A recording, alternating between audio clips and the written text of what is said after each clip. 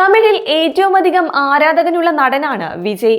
കരിയറിന്റെ തുടക്കത്തിൽ റൊമാന്റിക് ചിത്രങ്ങൾ ചെയ്ത വിജയ് പിന്നീട് ആക്ഷൻ ചിത്രങ്ങളിലേക്ക് ട്രാക്ക് മാറ്റുകയായിരുന്നു.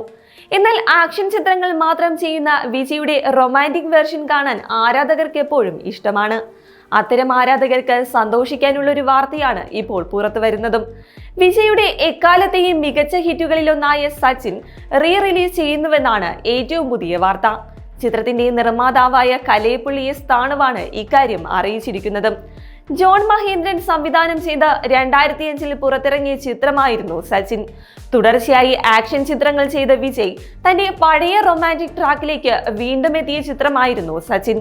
2005 ഏപ്രിൽ 14 പുറത്തിറങ്ങിയ ചിത്രം ആ വർഷത്തെ മികച്ച വിജയങ്ങളിൽ ഒന്നായിരുന്നു. ചിത്രത്തിന്റെ 20ാം വാർഷികത്തോടനുബന്ധിച്ചാണ് ഇപ്പോൾ ചിത്രം വീണ്ടും റിലീസ് ചെയ്യുന്നത്. ഈ വർഷം ഏപ്രിലാകും ചിത്രത്തിന്റെ റിലീസ് ഉണ്ടാവുക. ജനീലിയായിരുന്നു സച്ചിനിൽ വിജയുടെ നായികയായി എത്തിയത്.